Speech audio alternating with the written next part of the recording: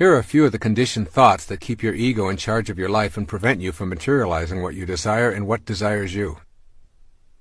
The first is called, I am not in charge of my life. That force is outside me. You can change this perception. Turn your attention away from the ego-dominated thoughts about the circumstances of your life to the present moment. By consciously noticing your breath, the sounds, textures, smells, and scenes that the life force is experiencing through you. A second conditioned thought says, people cannot manifest. It is all a function of the cosmic throw of the dice. It's all just luck. Well, blaming luck or some external invisible force that controls the universe is a habit of conditioning that leads to disempowerment and ultimately to defeat. You are the universe. It is not something outside you. You are that force which is in everything, even the things that have previously failed to show up in your life. Remember, as you think, so shall you be. If you think you can't, you're right, and that is precisely what you will see showing up in your life. A third conditioned response, or thought. I have tried before and it's never worked for me. Here the conditioned response is believing that once having tried and failed, further efforts will yield the same results. Let go of your obsession with the past and with trying, and instead remain relaxed and casual in the moment. Your past is an illusion. It is the trail that is left behind you, and a trail behind you cannot drive you today, regardless of what you choose to believe. All you have is now, and you have never tried anything. A fourth conditioned thought. Only highly evolved beings can manifest. Here again, this is the ego saying that you are separate and distinct from your spiritual teachers and others who live at the highest levels. Relinquish those thoughts and replace them with seeing yourself as connected to everyone by that unseen life force that is your divine essence. Think of this definition of enlightenment: to be immersed in and surrounded by peace.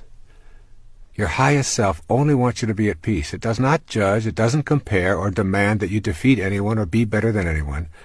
You know your highest self by listening to the voice that only wants you to be at peace. That's what enlightenment is. The purpose of the highest self is to assist you in this effort. You do this by creating an inner sanctuary that is yours and yours alone.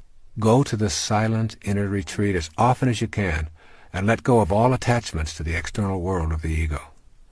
As you go to this sanctuary, a light will be born within you that you will come to know and respect.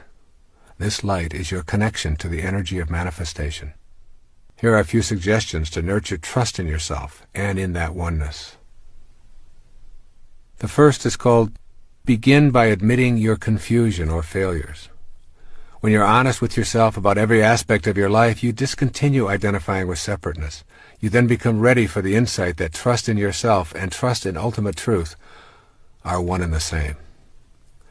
A second suggestion is to keep in mind that you cannot go to a higher ground if you're hanging on to a lower level. You cannot leave the physical world if you're so attached to it that you refuse to let go. The concept of trust involves surrendering to and trusting the God force. The third suggestion is to acquire a rebellious attitude toward the philosophy that preaches a style of God as boss, who is authoritarian and a benevolent tyrant.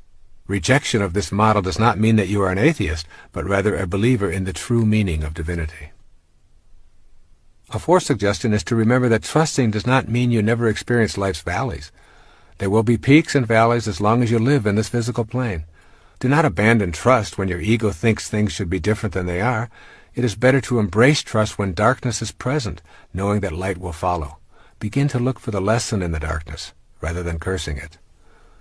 And a fifth suggestion is to take your serious problems and turn them over to God. Say something like the following: I've not been able to resolve these issues in my life.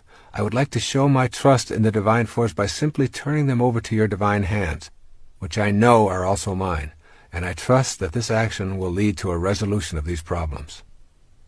A sixth suggestion is to remember that the presence of complete trust is evident in your life when what you think and feel and do are all balanced and in harmony. To say, I believe in a healthy body, and to practice eating in unhealthy ways dissolves trust in yourself. When you are incongruent with your thoughts, you are showing a lack of trust in the divinity that is your essence. And finally, a seventh suggestion: begin a meditation practice of contemplating the supreme principle that is beyond the pettiness of this world. Meditation is not merely making the mind think that it is meditating, Meditation is literally the embodiment of truth and trust. It is knowing that I can confront myself in a spirit of serenity and that what I seek will be attracted to me. This, then, is the energy of manifesting, and it comes most frequently when the mind is quiet. It is the quiet mind that comes in contact with the truth. This process of closing my eyes and becoming serene gives me the ability to tap into that source of inspiration. Inspiration, the very word comes from in spirit.